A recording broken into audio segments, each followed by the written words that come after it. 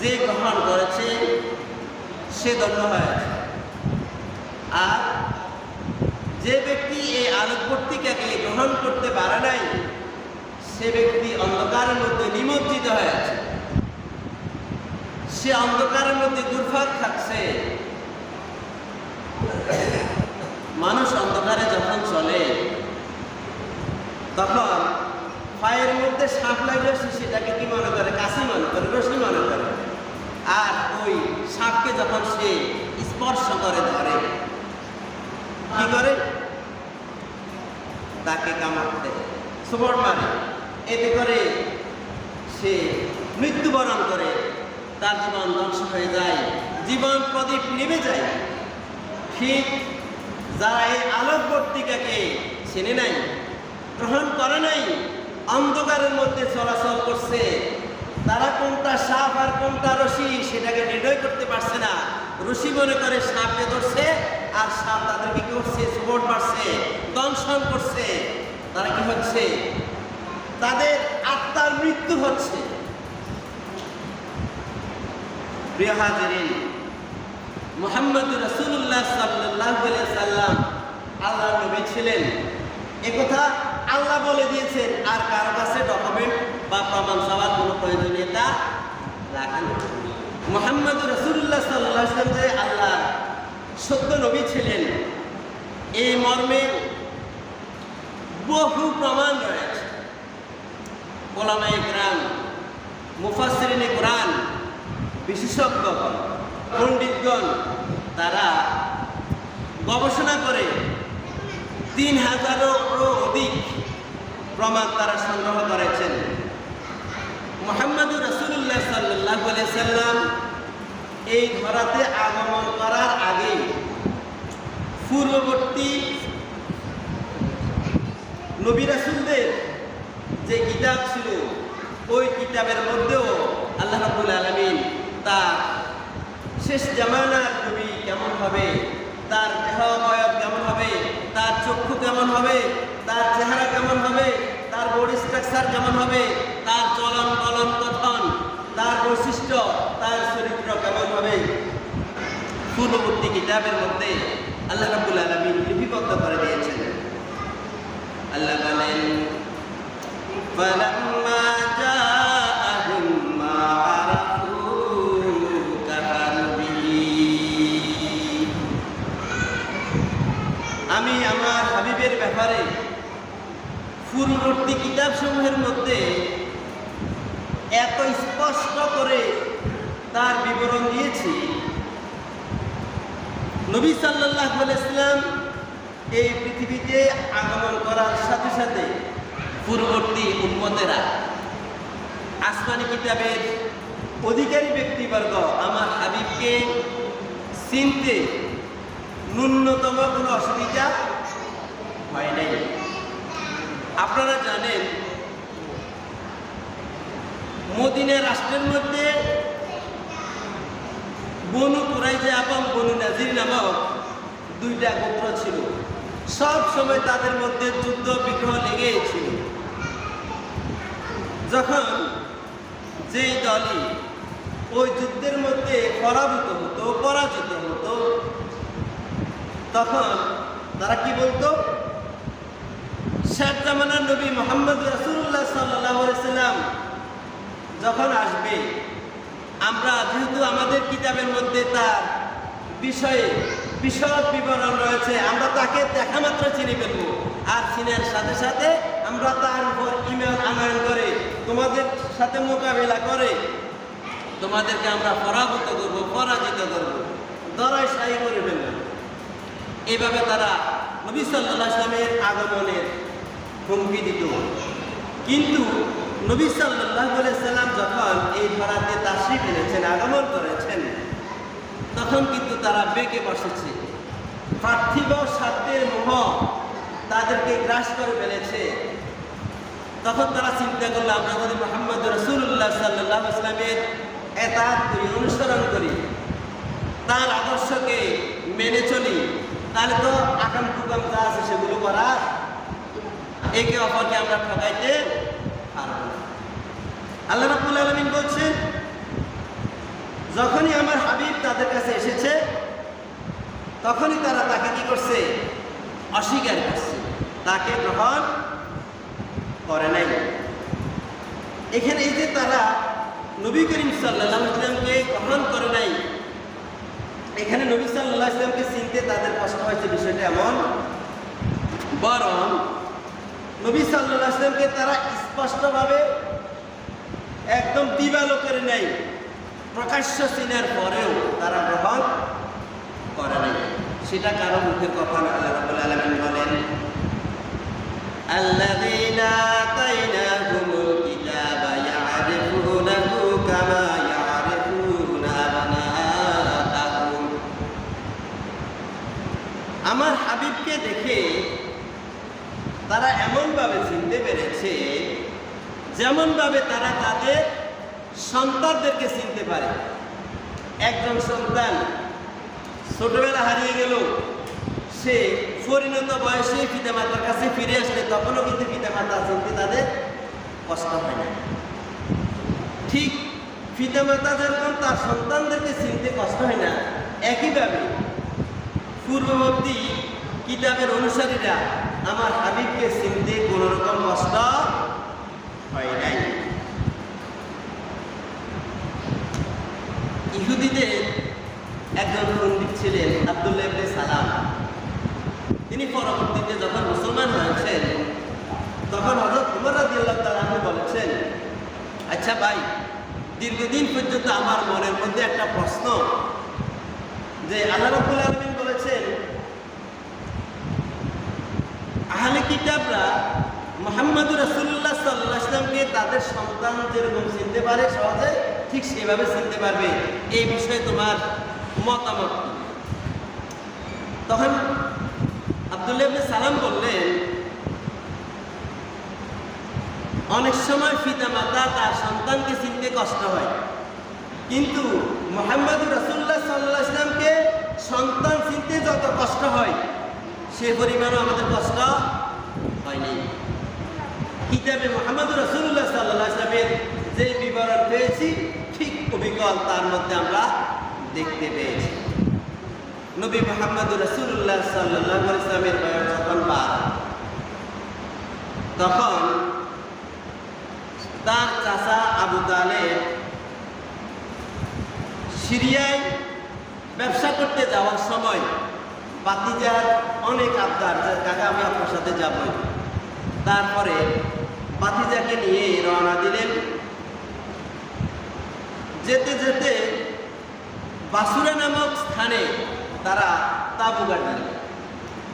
তাঁবু গাড়ার পরে ওই স্থানে একটি গির্জা ছিল খ্রিস্টানদের। ওই গির্জাতে বহেরা নামক একজন ধর্মযাজক ছিল, পাদ্রী ছিল বা ফাদার ছিল। তো তিনি যখন এই কাফেলা, আবু তালেবের কাফেলা ওখানে তাঁবু স্থাপন করলেন, তিনি তার গির্জা থেকে বেরিয়ে আসলেন ওই কাফেলার কাছে। এসে তিনি কি যেন খোঁজাখুঁজি করছেন।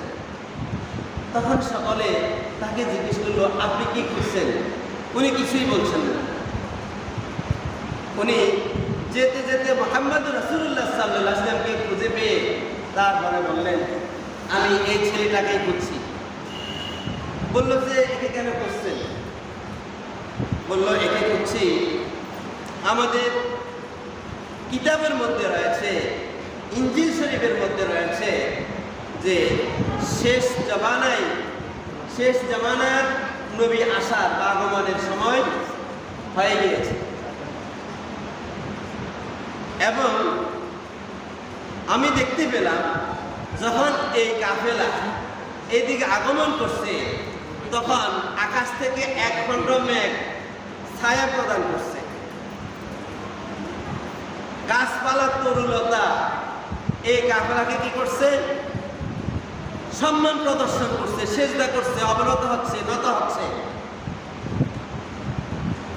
এখন আমি চিন্তা করলাম বা আমি জানি আল্লাহর কোনো মাখলুক আল্লাহর নবী ছাড়া আর কাউকে এইভাবে সম্মান প্রদর্শন করে না। আমার বুঝতে বাকি রইল না এই কাফেলার মধ্যে শেষ জমানার নবী আছেন, এবং আমি তোমাদের এখানে এসে এই ছেলের মধ্যে সেই নিদর্শন পেয়েছি। মুহাম্মদ রাসূলুল্লাহ সাল্লাল্লাহু আলাইহি ওয়াসাল্লামের পিঠের মধ্যে একটা খতমে নবুয়ত ছিল, একটা মাংসখণ্ড। সাহাবায়ে কেরাম রিদওয়ানুল্লাহি তাআলা আলাইহিম আজমাইন তারা অনেকেই তার এই খতমে নবুয়তের যে সিলমোহর এটা দেখতে পেয়েছেন। তবে নবী সাল্লাল্লাহু আলাইহি ওয়াসাল্লাম সাধারণত উদাম রাখতেন না, উনি সবসময় নিজের গাকে ঢেকে রাখতেন, শরীর মোবারককে বস্ত্র দ্বারা চাদর দ্বারা আবৃত রাখতেন। তারপরে ওই বুহাইরা আবু তালেবকে বলল, এ কে? তখন আবু তালেব বললেন, এ তো আমার ছেলে। অনেকে আপনারা জানেন, আপনারা অনেকে বলেন, অনেকে ভাতিজারের ছেলে পরিচয় যায়।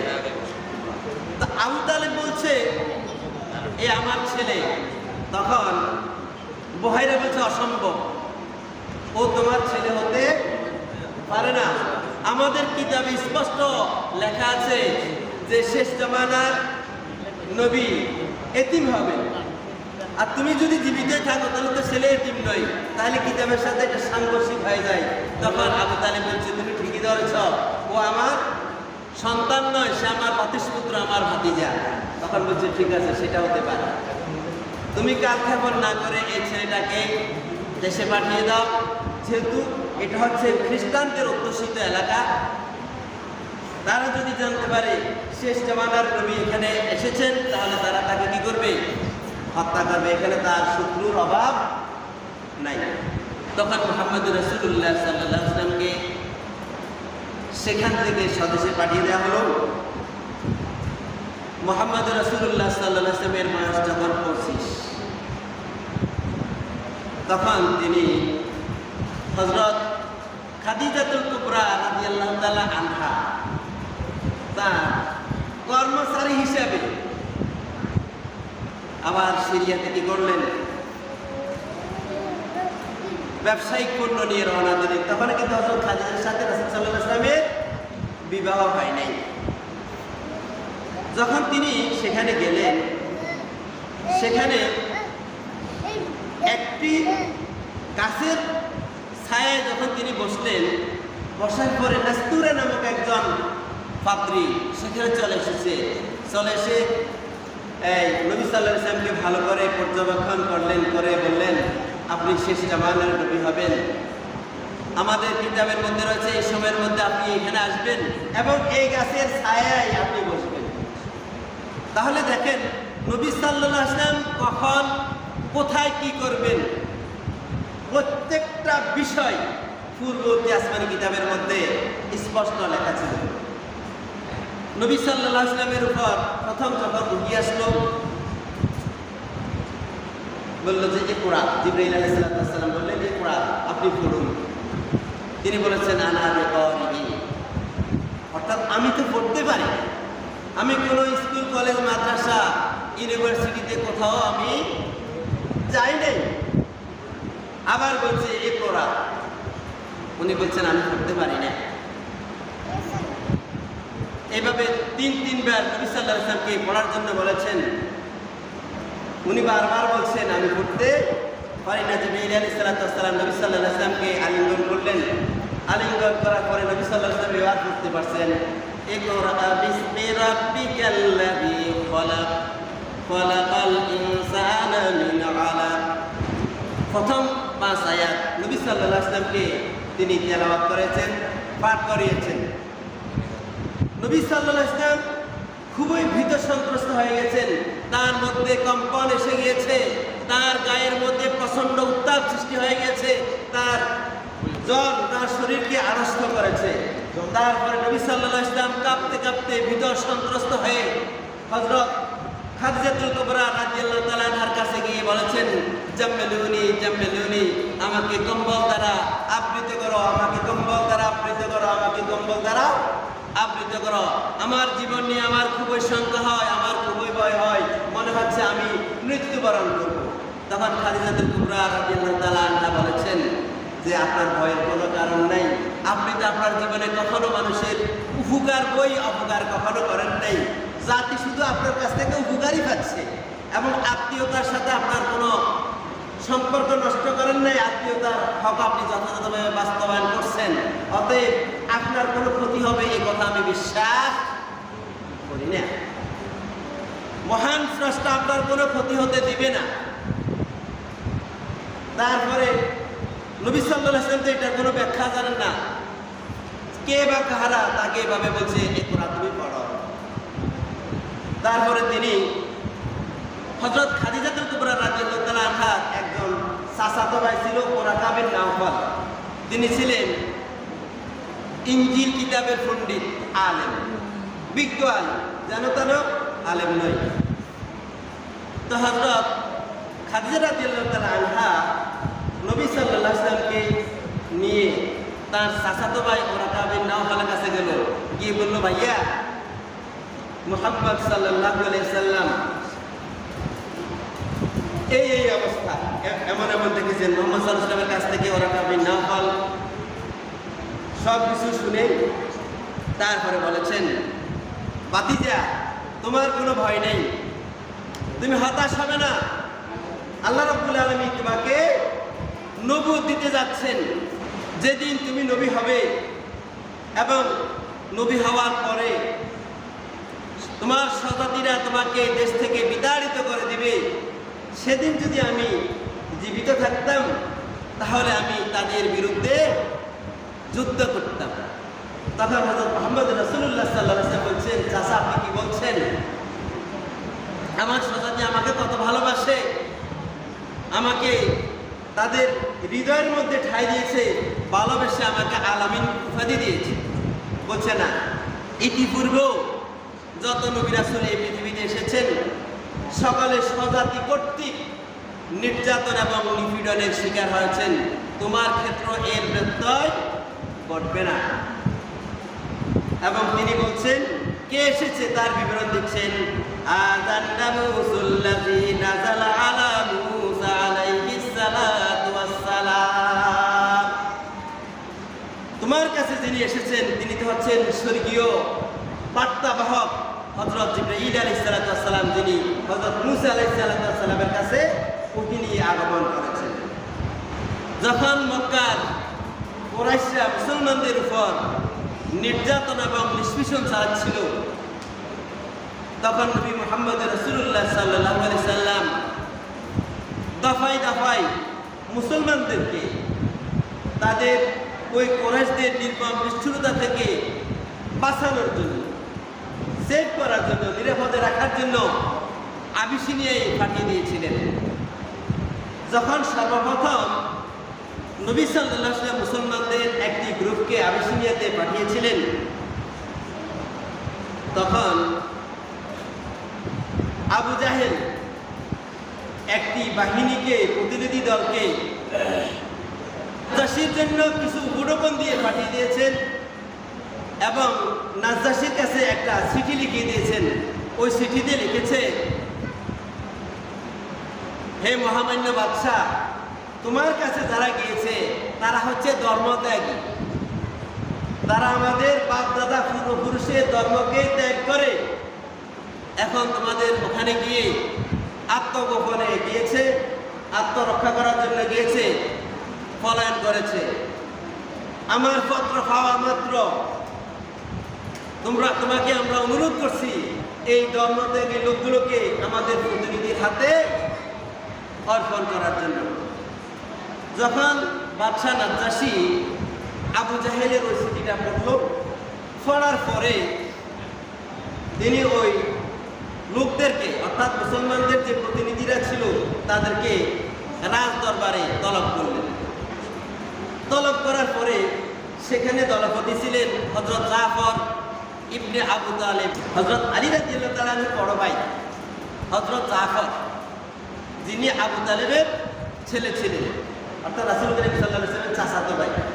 তিনি বাদশাহ নাজ্জাশীর সামনে গিয়ে হৃদয়গ্রাহী দীর্ঘ একটা বক্তৃতা দিলেন এবং সূরা মারিয়ামের কিছু অংশ তেলাওয়াত করলেন।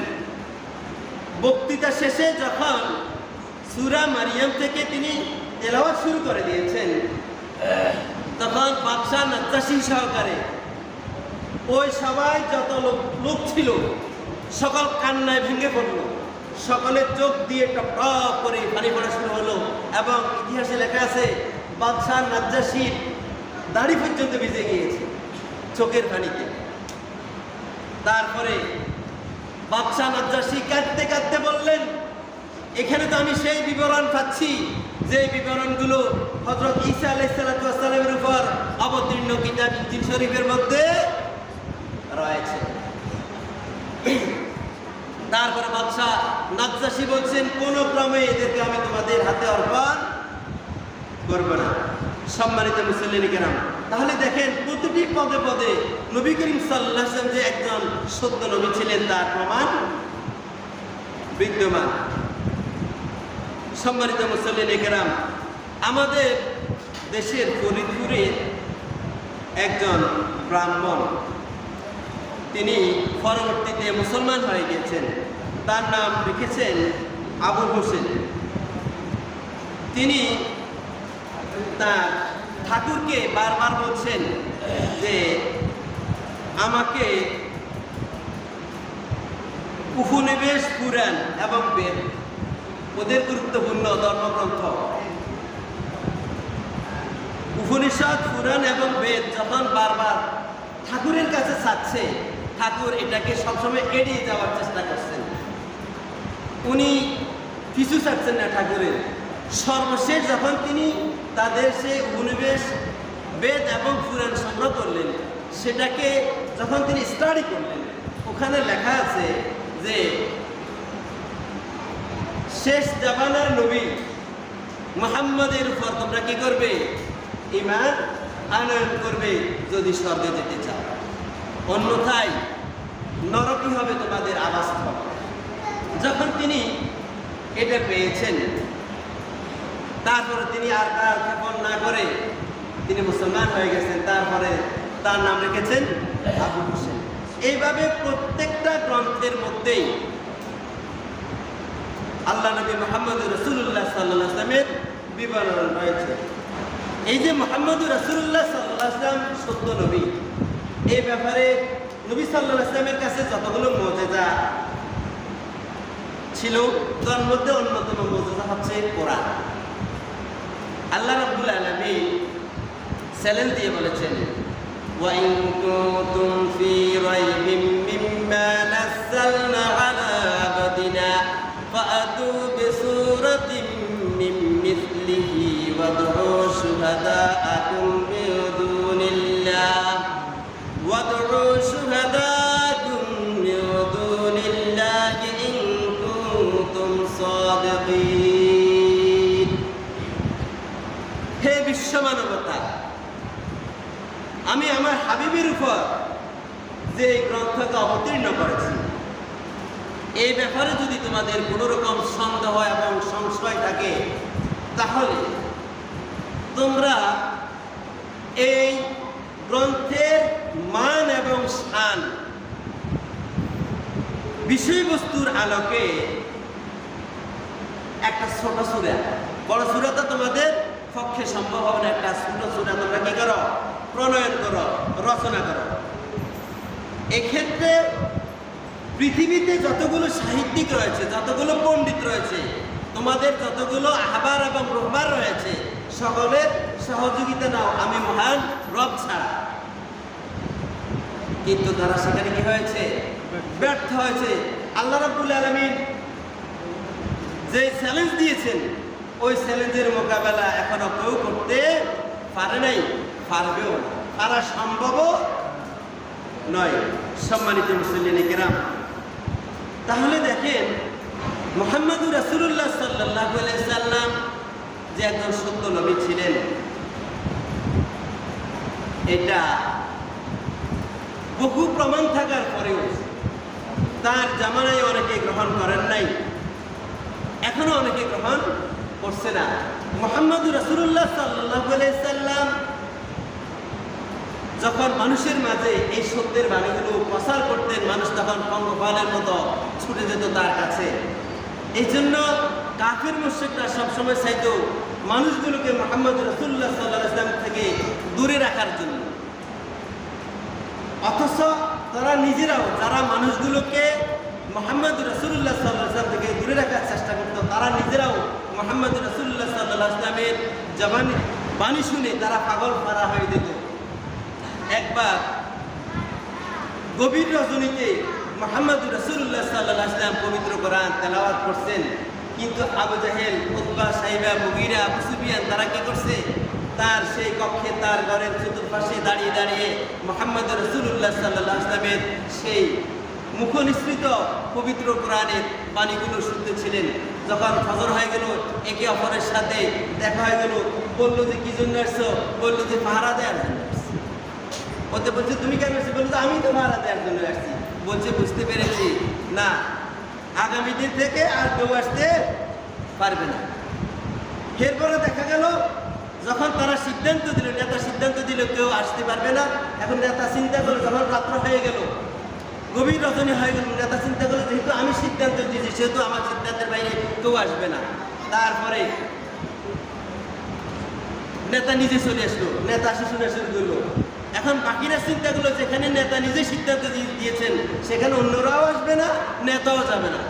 প্রত্যেকে নিজের থেকে এইভাবে ভাবনা চিন্তা শুরু করে দিল। গভীর রজনীতে আবার 4-5 চলে আসলো। যখন ফজর হয়ে গেল, চিন্তা করলো আল্লাহর আগে আগে চলে যেতে হবে, না জানি কারোর সাথে দেখা হয়ে যায়। যখন ছুটা শুরু করলো, একজনের সাথে একজন বাড়ি খাওয়া শুরু করলো। তারপরে ওরা চিন্তা করলো যে না, এভাবে হবে না, আইন করা শুরু করে দিয়েছে। আইন করছে যে আজ যে ব্যক্তি যাবে ওখানে তাকে শাস্তি প্রয়োগ করা হবে।